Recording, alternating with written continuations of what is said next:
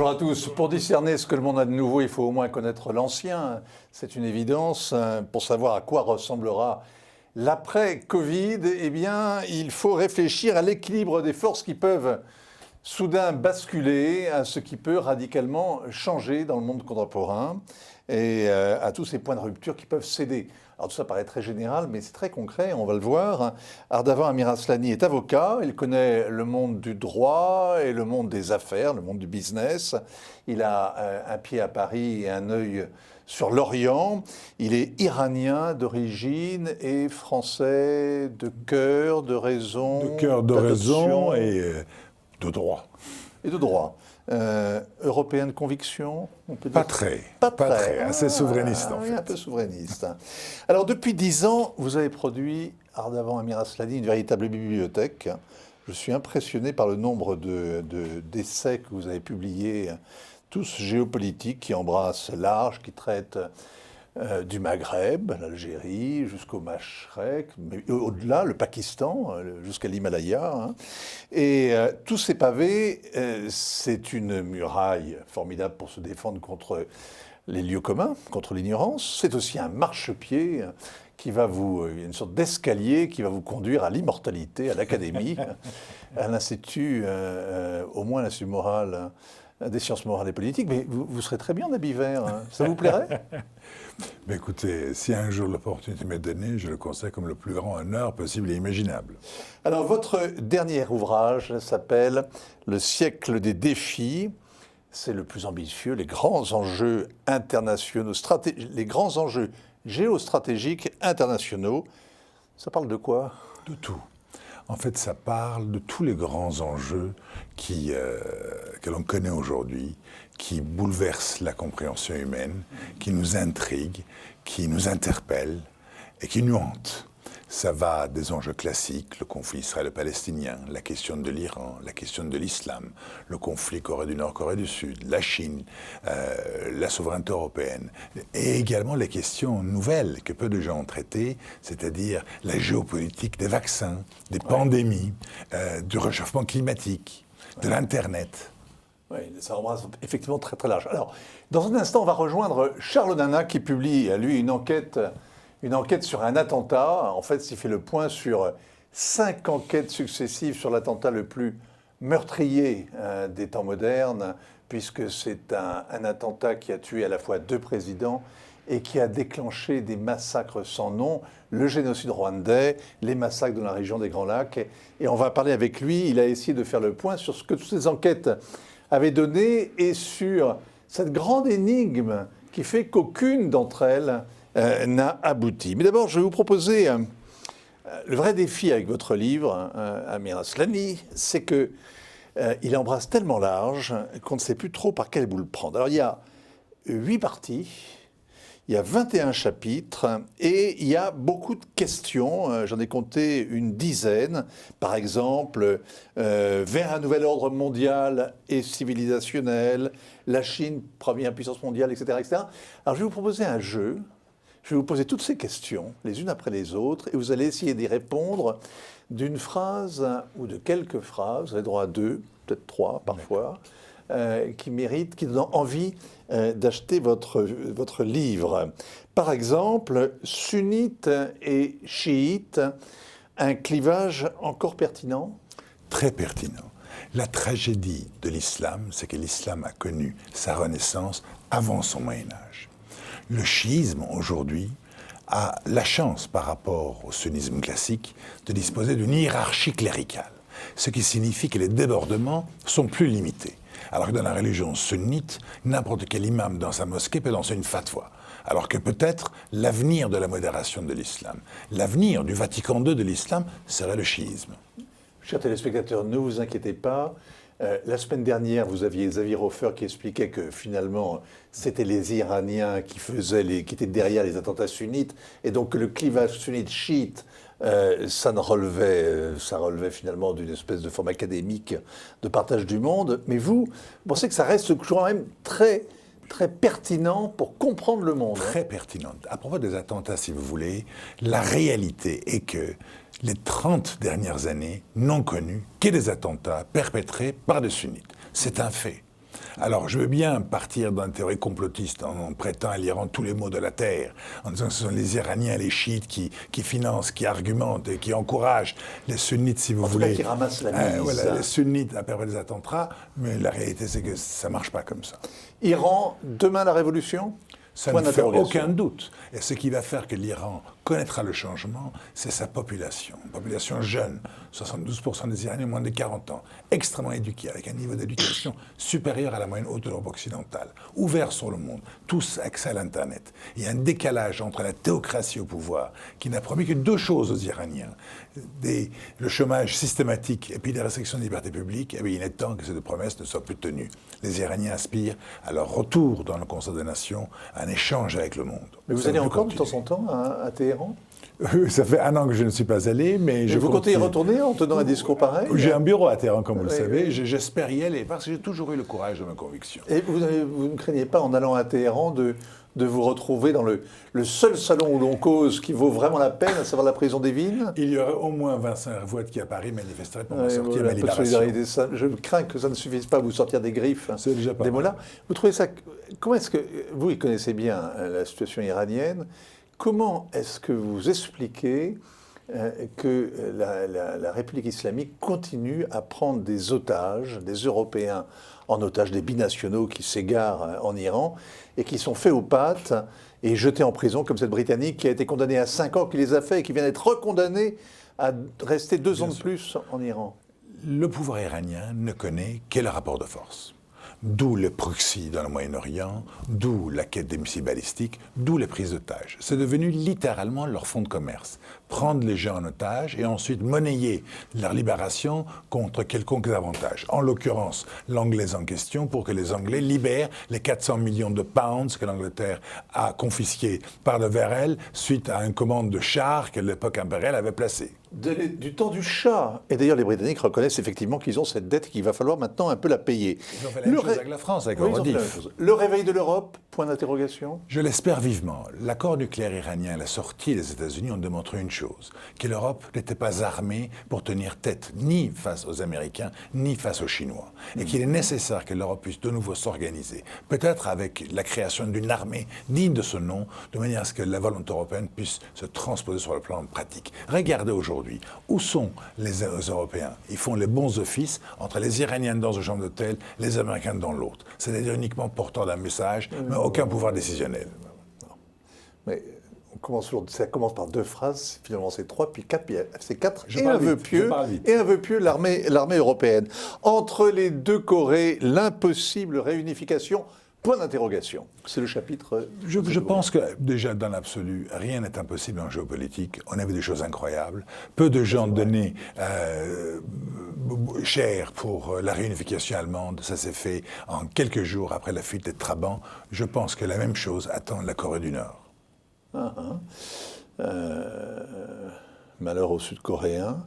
L'Afrique, alors, Internet, créature bénéfique ou incontrôlable? Alors ça c'est vraiment une question de cours, parce que n'importe qui a une opinion sur la question. N'importe qui. Moi aussi, je fais partie de cette population. La vôtre est argumentée, il faut l'avouer.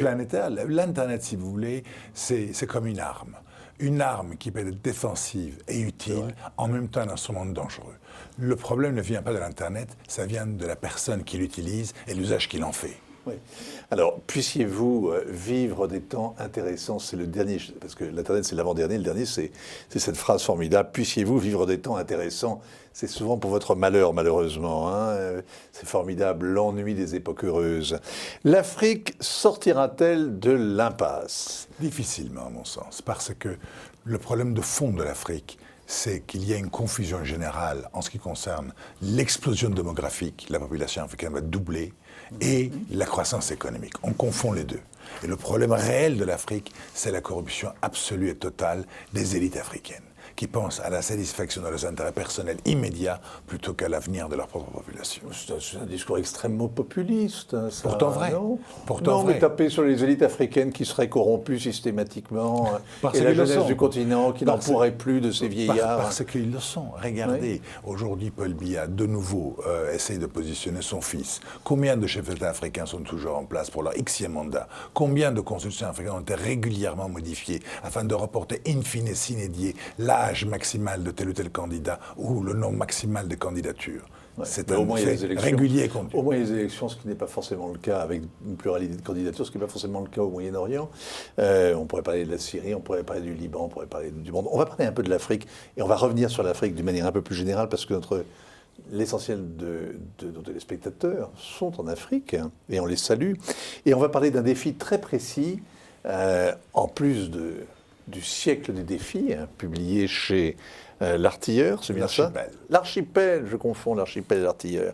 Et on va parler d'un autre ouvrage donc, qui est publié chez L'Artilleur, celui-là, est celui de Charles Onana, et ce défi incroyable qui consiste à faire la lumière sur un attentat donc vieux maintenant d'un peu plus de 25 ans, qui est celui qui a eu lieu le 8 avril, si je me souviens bien, 1994. Charles Onana me reprendra si je me trompe.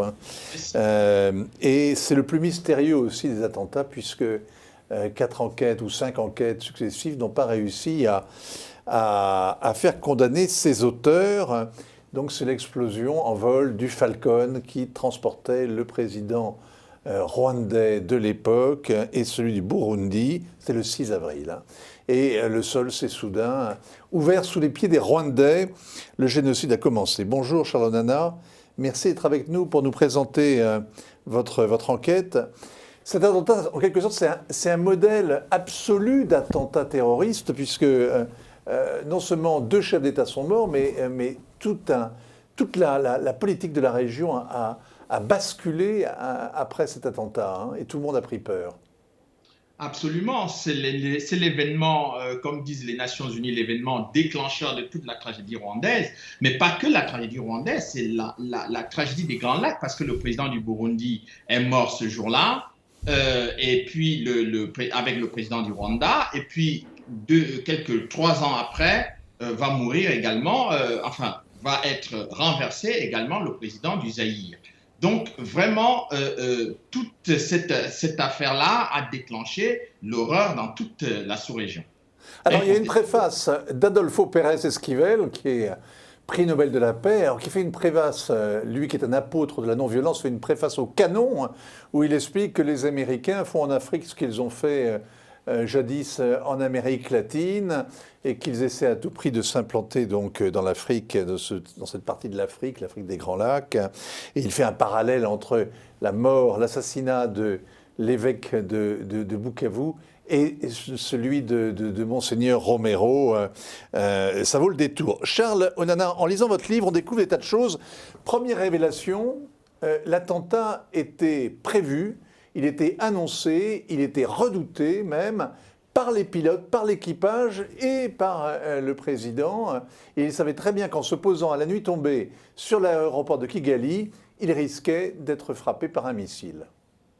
Exactement, et c'est ça qui est troublant dans cette affaire, c'est-à-dire que les gens veulent nous faire croire 27 ans après qu'on ne sait toujours pas qui sont les personnes qui ont abattu l'avion, alors que la lettre de Jean-Pierre Minabiri, le pilote du Falcon 50 du président Juvenal Habyarimana, a écrit à un de ses amis en France pour lui dire de lui donner un plan de vol qui lui permettrait effectivement d'éviter les tirs de missiles, parce qu'il était convaincu, il avait la certitude que le FPR de Paul Kagame détenait des missiles au CND, le bataillon du FPR qui siégeait au CND, qui était donc l'enceinte du Parlement rwandais.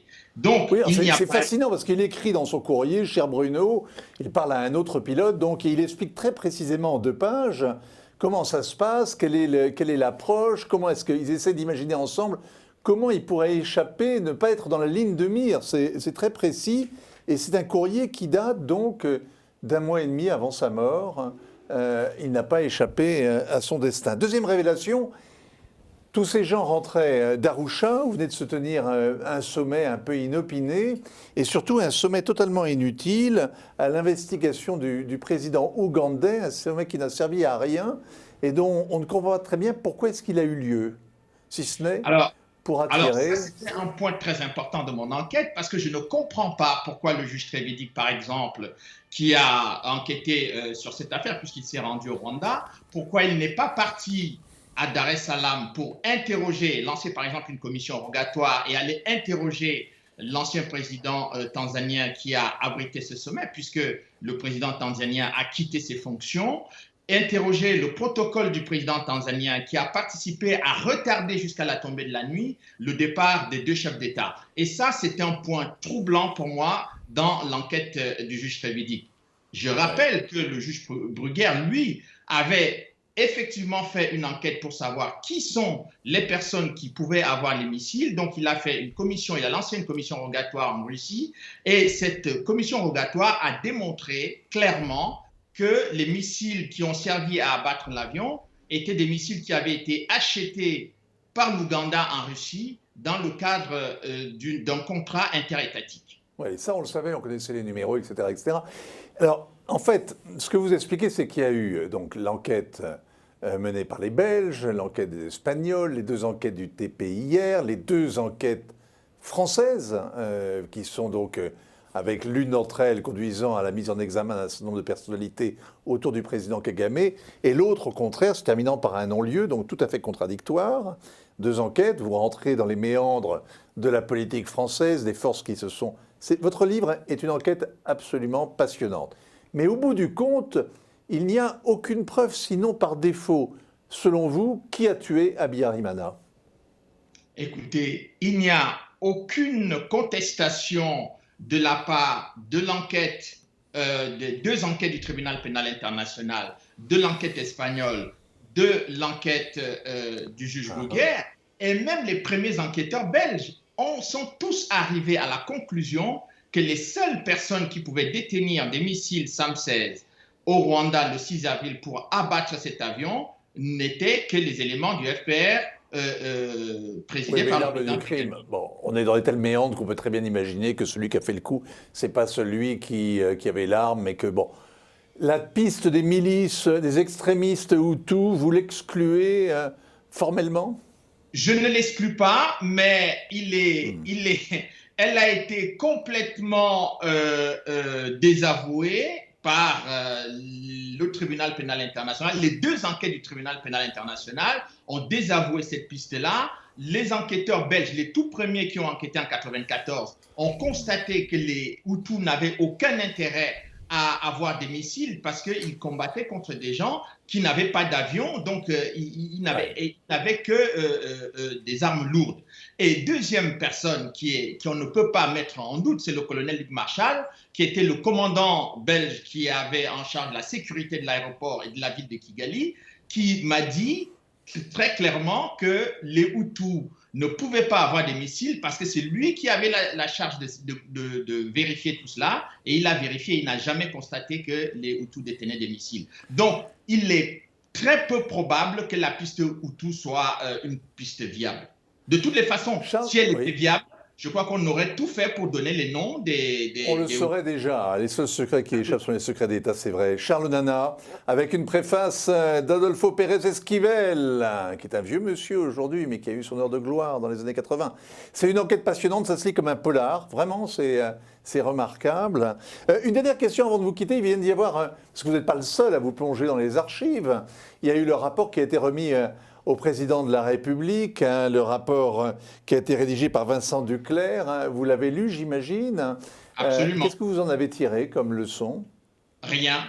C'est-à-dire que c'est un... Écoutez, ce rapport est troublant parce qu'il vise à porter des accusations nouvelles contre la France, alors qu'en fait, tous les membres de cette commission, aucun d'entre eux n'a de publication sur la région. Donc, comment voulez-vous donner une possibilité d'enquêter dans un dossier où des gens n'ont aucune compétence sur le plan académique dans ce dossier-là? Ils sont certainement des gens brillants dans leur domaine, mais sur ce qui est de la région des Grands Lacs, aucun n'a de publication établie. Deuxième chose, c'est que le président de la République lui-même a demandé, a dit aux membres de la commission qu'il avait déjà pris des engagements vis-à-vis du président Kagame et qu'à la suite de cela, on voulait une sorte de renouvellement de connaissances.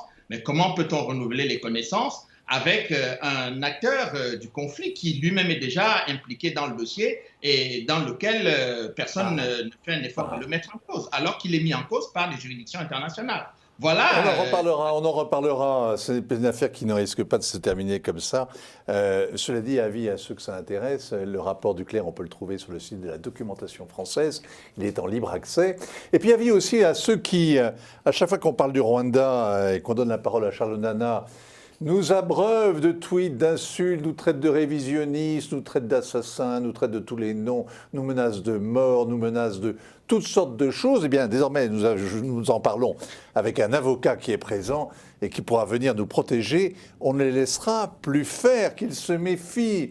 La chasse à l'homme, ça marche dans tous les sens. Merci à Charles Nana, en tout cas, et à son ouvrage qui se lit si facilement. Et c'est sorti aux éditions de L'Artilleur. On revient au vôtre, Ardavant Amir Aslani, parce que sur l'Afrique, vous écrivez « Les immenses ressources naturelles dont elle dispose pourraient lui permettre de devenir un acteur géopolitique de toute première importance sur le plan énergétique et alimentaire. » Mais ce n'est pas le cas, pas encore et pas sûr que ça le devienne un jour, on dirait un vœu pieux quand même. Hein. Vous savez, prenons le cas de la Guinée-Conakry. Le chemin qui mène de l'aéroport à la capitale n'est que de quelques kilomètres. Pour y aller en voiture, on met entre 4 heures et 5 heures, tellement la route est dans un état désastreux. Ça fait X années qu'Alpha Condé est au pouvoir, dans un pays qui régorge de toutes les richesses possibles et imaginables, de la bauxite en passant par le pétrole. Qu'en est-il résulté? Rien. Oui, mais vous savez très bien qu'il y a un legs terrible qui a été la dictature de Sékou Touré, qui a été le règne de Lansana Conté. On peut au moins apporter de l'asphalte sur quelques kilomètres. Rien n'a été fait. Rien n'est fait nulle part. Pour ça, il n'y a qu'une seule explication. Les élites qui pensent à la satisfaction de leurs intérêts personnels avant leur pays. Je mets au défi de qui que ce soit de visiter ces pays-là et de dire que sous telle ou telle mandature, il y a eu du progrès. Jamais. Et tant que les élites ne changent pas d'attitude, tant qu'il n'y a pas, comme les Américains, de accountability, rendre compte, il n'y aura aucun changement. Alors vous évoquez aussi l'héritage de la colonisation qui freine clairement le développement de ces pays africains. C'est le fait que les Blancs aient construit justement des routes, des ponts, des écoles dispensaires. Je n'appartiens pas, si vous voulez, à la cancel culture. Pendant un siècle qui empêche les pays africains de devenir comme la Corée. Il y a eu incontestablement des effets positifs de cette colonisation. Je ne suis pas de ceux qui disent qu'il n'y en a jamais. Juridiquement, tout à fait acceptable. Juridiquement, sûrement vrai, politiquement, peut-être pas très correct. Mais ce qui est certain, c'est que ces pays-là, dans un certain nombre de cas, n'ont réussi à s'identifier, à créer une identification nationale en ce qui les concerne, que par l'opposition avec l'Occident, que par opposition à telle et telle puissance étrangère dans le cadre d'une guerre de libération. Prenez le cas de l'Algérie. Ça fait plus de 50 ans que ce pays-là est resté, hélas, coincé dans la guerre de l'indépendance. En oubliant le passé, en oubliant toute la culture, civilisation de ce pays, pour se concentrer exclusivement à la haine de la France et la guerre. On n'arrive pas à passer outre. Eh bien, il faudrait qu'il passe outre pour pouvoir construire l'avenir. Tant qu'on reste coincé dans le passé, on ne peut difficilement envisager l'avenir. Vous savez très bien que pour forger une identité, c'est très bien d'avoir un ennemi que l'on désigne. Oui, mais quand on n'a que ça... Que ce soit les roast-beef, que ce soit les teutons...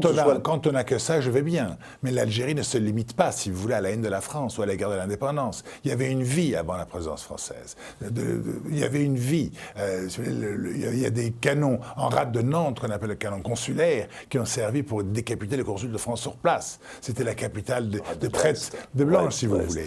Et il est question de le rendre, d'ailleurs. Mais vous avez écrit un livre sur l'âge d'or de la diplomatie algérienne que je recommande à tous parce qu'il est aux éditions du Moment, il y a quelques années déjà, qui était formidable et très, très, très riche par son contenu.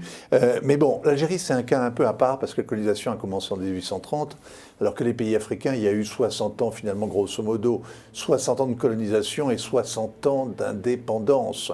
Et ça fait toute l'histoire moderne de ces pays qui ont évolué de manière très différentes, mais qui aujourd'hui ont effectivement les mêmes défis que vous relevez, donc celui de la démographie et en même temps celui d'avoir des matières premières très riches et d'être l'objet de convoitises des grandes puissances, notamment de la Chine, de la Turquie, etc. etc.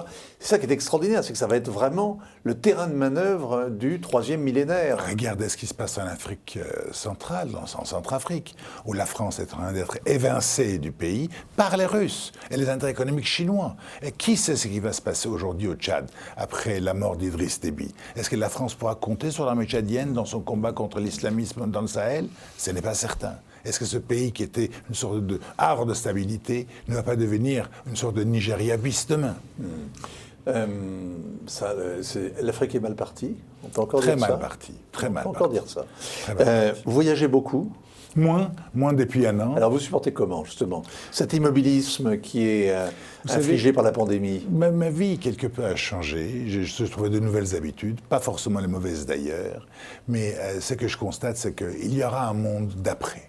Si vous voulez, ce nouveau siècle des défis qui s'annoncent risque d'être un siècle du Far West, avec l'absence de droit, avec l'anarchie géopolitique internationale. Mais également un siècle où des considérations essentielles, celles qui concernent l'environnement notamment, vont prendre toute leur pertinence avec la nature qui se rappelle un très bon souvenir. On pourrait dire que pendant la pandémie, c'est une sorte de parenthèse et que ce monde nouveau est au four, il est à la cuisson, il n'est pas encore mûr. Ardavan Amir Asllani, le siècle des défis, grands enjeux géostratégiques internationaux. C'était aux éditions de l'Archipel. Et je vous rappelle, Charles Nana, enquête sur un attentat aux éditions de l'Artilleur. Il ne faut pas confondre l'Artilleur et l'Archipel, bien que ce sont deux ouvrages, l'un comme l'autre, qui cognent, mais différemment. Merci à vous d'être passé par Télésud. Télé Sud. Merci. Ainsi va le monde sur Télé Sud. À la semaine prochaine.